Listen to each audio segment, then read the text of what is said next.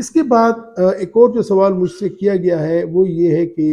Sugar کا مریض کب کب ڈاکٹر کے پاس آئے، یہ بھی ضروری ہے۔ تو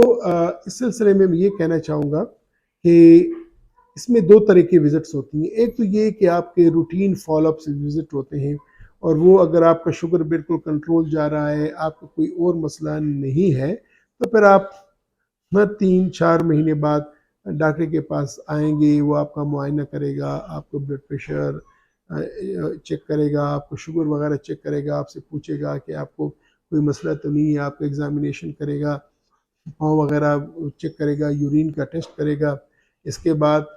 6 مہینے میں ایک بار آپ کی آنکھوں کا معائنہ کیا جائے گا،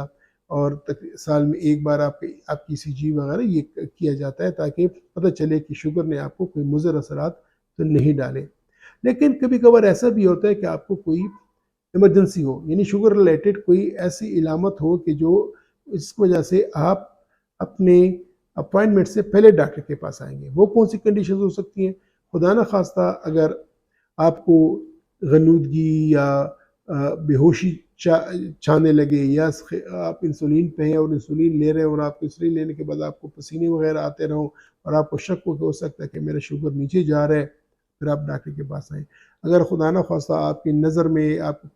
کوئی فرق محسوس ہو رہا ہے کہ میرے نظر میں جو آئی سائٹ میں فرق ہے، وہ پہلے مجھے صحیح نظر آ رہا تھا، اب دھندلا نظر آ رہا ہے، تو پھر آپ ڈاکٹر کے پاس آئیں گے۔ خدا نخواستہ آپ کی نظر میں کوئی اچانک کوئی مسئلہ ہو گیا، آپ ڈاکٹر کے پاس آئیں گے۔ خدا نخواستہ آپ کو دل پہ بوجھ ہو رہا ہے، سینے میں درد محسوس ہو رہا ہے، پھر آپ ڈاکٹر کے پاس آئیں گے۔ خدا نخواستہ آپ کو پاؤں میں زخم آ گیا اور ٹھیک نہیں ہو رہا، پھر بھی آپ ڈاکٹر کے پاس اپنے شیڈولڈ اپوائنٹمنٹ سے پہلے آئیں گے تاکہ معائنہ کریں۔ اس کے علاوہ خدا نخواستہ آپ کو محسوس ہو رہا ہے کہ آپ کو رات کو بار بار پیشاب کے لیے جانے کی ضرورت پڑ رہی ہے، پیشاب آتا ہے، یا آپ کے پیشاب میں جلن شروع ہو گئی ہے، یا خدا نخواستہ آپ کو کوئی الٹیاں یا دست وغیرہ آنے شروع ہو گئے ہیں، یا خدا نخواستہ آپ کے جسم پہ، آپ کے سکن پہ کوئی دانے آ گئے جو کہ ٹھیک نہیں ہو رہے ہیں، تو یہ بھی ایک کنڈیشن ہوتی ہے کہ جس کی وجہ سے آپ کو ڈاکٹر کے پاس پہلے آنا پڑتا ہے۔ تو ڈاکٹر کے پاس آنے کے لیے دو ہیں۔ ایک تو روٹین ریگولر چیک اپ، جو کہ 3 یا 4 مہینے بعد ڈاکٹر کے پاس آپ کو جانا چاہیے، تاکہ وہ آپ کا معائنہ کرے، آپ کا شوگر چیک کرے، اور یہ معلوم کرے کہ خدا نخواستہ آپ کو کوئی علامت، کوئی پیچیدگی یا کمپلیکیشن تو پیدا نہیں ہو رہی۔ اور دوسری بات یہ کہ اگر ایمرجنسی میں سے کوئی چیز آپ کے پاس آپ کے ساتھ ہو، تو پھر آپ اس سے پہلے آئیں گے۔ تو ناظرین، انشاءاللہ امید ہے کہ جو مجھ سے بڑے بڑے سوالات ہوئے تھے کہ شوگر کیا ہے، ہم نے ڈسکس کیا کہ شوگر وہ بیماری ہے کہ جس میں خون میں شوگر کی مقدار خطرناک تک چلی جاتی ہے، زیادہ ہوتی ہے، اور یہ ہوتا اس لیے کہ اس میں انسولین یا تو ہوتا نہیں ہے بدن میں، یا انسولین تو ہوتا ہے لیکن وہ کام نہیں کر پاتا۔ اس کے بعد پھر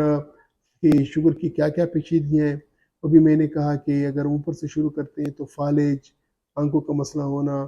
دل کا بیماری ہو جانا، گردوں کا مسئلہ ہو جانا، پاؤں میں زخم آ جانا، اس کے علاوہ نیوروپیتھی جس کو بولتے ہیں، یا جو نرز ہوتے ہیں ان کا مسئلہ ہو جانا، یا خدا نخواستہ چمڑے پہ یا اسکن پہ کوئی زخم یا پھوڑے نکل آنا۔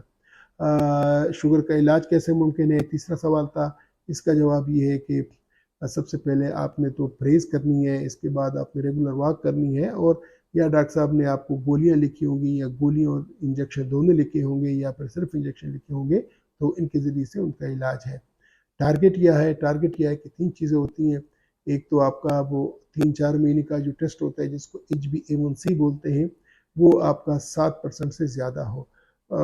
کم ہو، زیادہ نہ ہو۔ اور دوسرا یہ کہ جو فاسٹنگ بلڈ شوگر ہے، نہار پیٹ شوگر ہے، وہ آپ مہینے میں ایک دفعہ کریں، وہ 130 سے کم ہو، اور کھانے کے بعد کا شوگر، وہ رینڈم بلڈ شوگر جسے بولتے ہیں، وہ آپ کا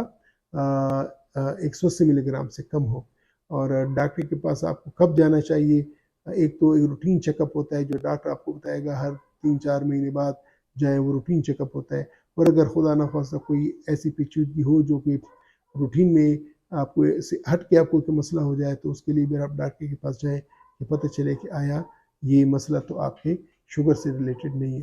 تو امید ہے ناظرین کہ آج کی اس ویڈیو میں میں نے ان سوالات کے جواب جو دیے ہیں، ان پہ آپ کو بھی سمجھ آ گئی ہوگی کہ شوگر کے حوالے سے کون سی 5 اہم باتیں ہیں جن کو آپ کو علم ہونا چاہیے، اور جس کو آپ علم رکھ کے آپ اپنے شوگر کو کنٹرول کر سکتے ہیں اور شوگر کی پیچیدگیوں سے بچ سکتے ہیں۔ انشاءاللہ